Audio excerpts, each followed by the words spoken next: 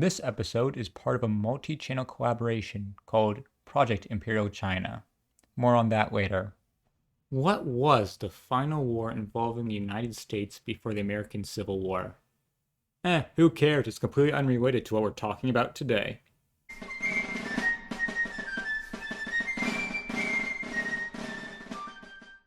After the end of the First Opium War, the gates to the Qing Empire were open, and Western powers of all kinds came in. One of such was the United States of America, who, on the 3rd of July, 1844, signed the Treaty of Waniga? There is no way I'm pronouncing that right. The treaty is very beneficial to us. We were given the right to try our own citizens within the territory of China, fixed tariffs.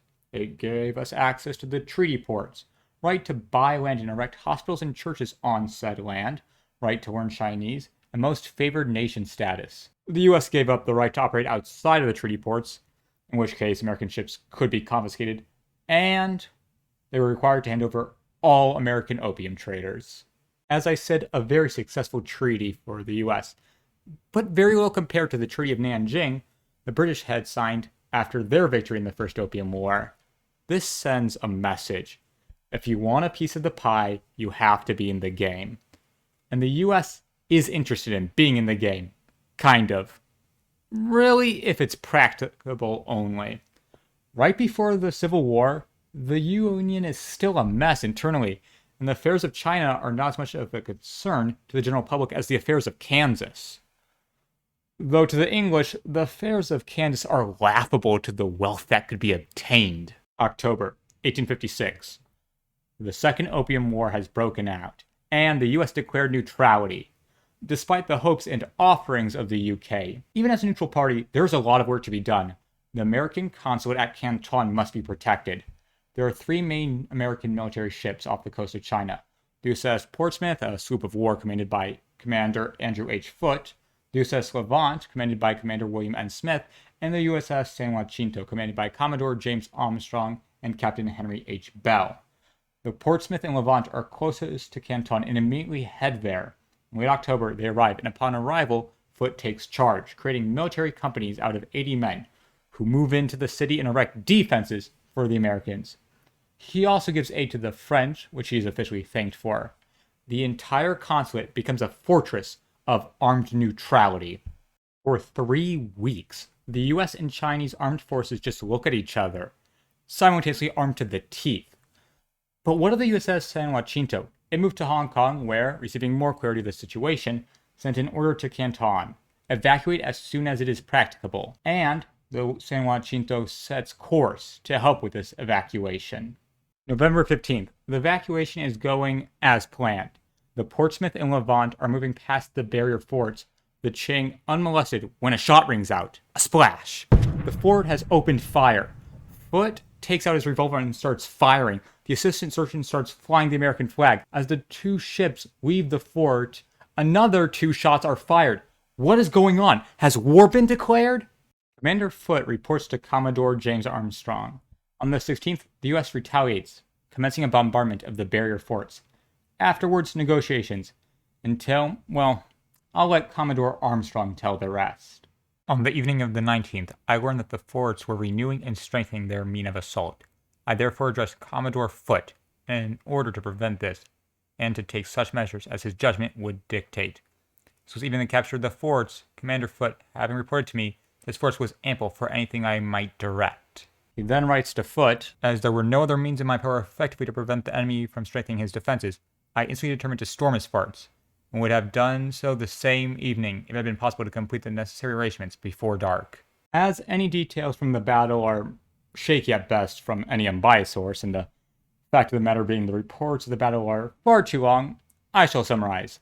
The United States systematically bombards and storms 4 forts, losing 7 dead and 20 wounded.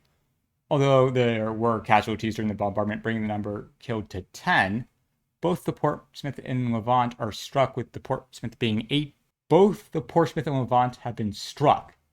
The Portsmouth 18 times, and the Levant 22. Somehow neither of them are damaged. It does not matter. The entire threat to the United States within the harbor has been eliminated. The stress is now on the Qing to avoid war with the USA, which after lengthy negotiations, they do so successfully, and no other engagements of the war would involve America. Right? In 1858, Commodore Armstrong is relieved of command and Captain Josiah Tattenall III, what a name, takes over East India Squadron. In June of 1859, the Anglo-French alliance is held at bay by the Taku forts. Tattenall was in the area, also being held back from advancing on the valuable Hai River, which connected the city of Beijing with the rest of the empire. After the disgraceful defeat of the Battle of First Taku Forts in May, the Anglo-French fleet waited an entire month, but are now ready. The battle begins early in the morning of the 25th. For most of the day, Tattenall and his steamship, the Toei Wan, stay back, but as night begins to get closer, he decides to join in, towing up boats for the British, and breaking the neutrality treaty.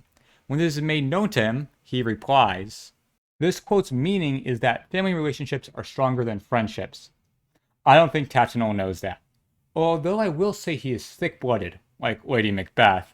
For the troubles of the day, his boat is hit, one of his men dies, and another is wounded. All for the greatest failure in British history since the retreat from Kabul in 1842. Wow, he sucks.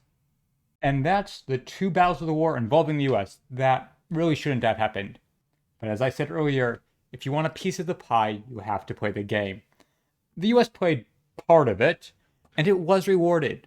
First was the Treaty of Tientsin, a reduction of tariffs, freedom of religion, although that was principally for the Russian, British, and French, the right to set up their consulate in Beijing, and a reaffirming of past treaties, and some minor stuff like not being called barbarians, ending monopolies now and forever, etc., etc. That was in 1858. In 1860, the Convention of Peking. But the US was left out of this convention because it wasn't involved in enough of the fighting. What did the US learn from the whole thing? That forcing an East Asian country to open up is very profitable, which is probably why on Tattenall's return journey, the USS Powhatan, he picks up the Japanese embassy to the US, the first of its kind, all thanks to Commodore Matthew Perry opening up the shogunate to the west. From here on out, the US will play more and more of the game, fighting across East Asia, from Japan in the 1860s to Korea in the 1870s, to the 1890s in the Philippines, and back to China with the Boxer Rebellion. The Second Opium War, more than anything else, opened the eyes of the US to the profitability of imperialism, but before it could spread anywhere else, it has a civil war to deal with. The US will come out of the Civil War stronger, thanks in part to Andrew Hull Foote, who would become the first rear admiral in US history, and Josiah Tattenall, who joined the Confederacy, but was such a screw-up, I think he hurt them more than he helped. Lastly, there's this undercurrent of anti-Chinese racism that started before the war, was heightened by it, and would continue into the Civil War. In fact, I've already covered the Anti-Cooley Act of 1862. Despite fighting bravely on both sides, Chinese Americans' actions are often overlooked, and their discrimination continues to this day. As I said earlier, this episode is part of Project Imperial China. I assume most of you are coming from Veritas et Caritas' episode on the Opium Wars, fact and fiction, covering the many myths of the Opium Wars. I hope I didn't commit too many atrocities against them. And the episode after this should be History and Headlines, is how an accidental explosion brought down the Chinese Empire.